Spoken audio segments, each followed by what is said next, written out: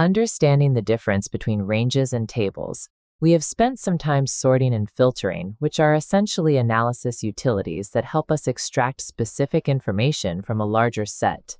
Now we need to look at a fundamental way to structure your data that I highly recommend, especially if you plan on building pivot tables or charts later on, putting your data into an official Excel table. You might be looking at your screen thinking, isn't this already a table? It certainly looks like one with its neat columns and rows. However, Excel is a grid structure by nature, so everything looks tabular by default. Technically, though, that is just a range of cells. An Excel table is a specific functional object that behaves very differently from a standard grid. Before we discuss why they are so powerful, let's look at how to actually create one. Converting data using the ribbon command. There are two primary ways to do this, depending on whether you prefer click-through menus or using keyboard shortcuts. We will start with the ribbon method. First, ensure you have clicked on a cell somewhere inside your dataset. Then, navigate to the Home tab and look for the Styles group. You will see a button labeled Format as Table. If you hover over it, the tooltip explains that this converts a range of cells to a table with its own style. Clicking that button opens a gallery of visual options.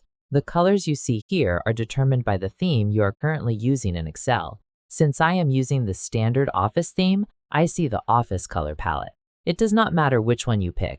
The choice is purely aesthetic and won't negatively impact your data. I'll choose something simple, specifically the dark teal, Table Style Medium 2. Once you click a style, you will see marching ants animating around the perimeter of your data. Excel is guessing which data you want to include, so always double-check that it has selected the correct area. If it missed anything, you can manually reselect the range now. If your data has headers, which mine does, ensure the checkbox that says My Table Has Headers is ticked. Then click OK. Customizing the table appearance and behavior. Immediate adjustments are often necessary. For instance, that dark text against the dark blue header is quite harsh on the eyes, so I will quickly select the header row and change the font color to white. Now that the data is officially an Excel table, you will notice it automatically applied the formatting we chose and added filter drop-down arrows to the top of every column. You will also notice a new tab has appeared at the very top of your window called Table Design. This is known as a contextual ribbon. It's called that because it is context sensitive. It only exists when you need it. If you click on a blank cell outside the table, that ribbon disappears. As soon as you click back inside the table design ribbon returns, giving you access to commands for managing and formatting this specific object. The keyboard shortcut method. Let's undo everything we just did so I can show you the second method, which uses a keyboard shortcut.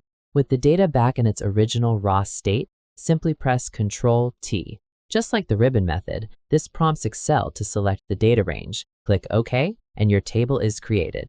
The only downside to this shortcut is that you don't get to pick your style up front. It applies the default style, which is usually blue. You can easily fix this by going back to the Table Design tab and swapping it to the one you prefer. I will switch it to that plum Table Style Medium 6, and once again, fix the header font color to black so it is readable.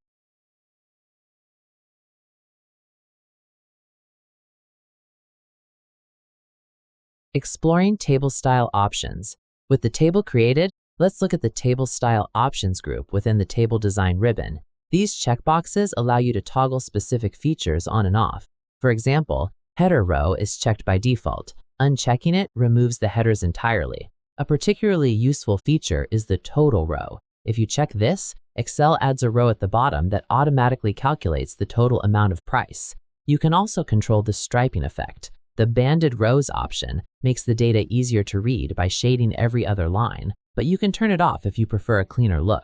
Similarly, you can apply special formatting to the first column or last column to make them stand out, or even switch to banded columns. Finally, if you dislike those drop-down arrows in the headers, you can simply uncheck Filter button to remove them.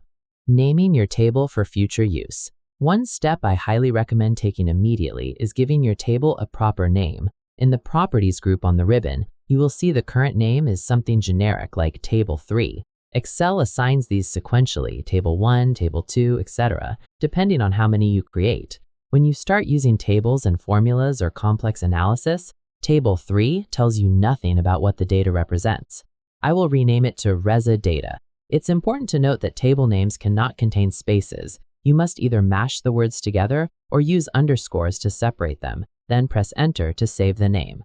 The power of dynamic expansion. So why go through all this trouble? The biggest advantage of Excel tables is that they auto-expand to accommodate new data. Data is rarely static. You'll likely add more rows over time. I have a tab here called Table 2 with remaining data that I need to add to my primary table. I will select this new data with Ctrl-A, copy it with Ctrl-C, and then go back to my main data set. By pressing Ctrl and the down arrow, I jump to the bottom of the list. I'll position my mouse in cell A21, right below the current data, and paste with Ctrl-V. Notice that I brought the headers over with the paste, so I'll just delete that extra row. But look at what happened. The table automatically expanded. The formatting and the table definition.